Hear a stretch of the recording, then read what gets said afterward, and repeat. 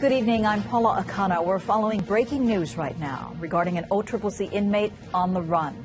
KITV4's Nana Okawa joining us live in the newsroom with the latest on this developing story. Nana. Paula, law enforcement officials are now looking for a man who escaped from Oahu Community Correctional Center months ago.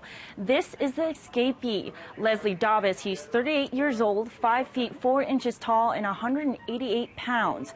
He was in a furlough program at OCCC, a program that helps inmates reintegrate back into society by allowing them to leave the prison during the day. Now, Davis had gone for a job interview on January 14th, but never returned. He's got an extensive criminal history, 22 convictions on his record. Davis was on the tail end of a 5-year term for felony drug violations. He's also been convicted of auto theft, abuse of a family member, and several misdemeanors.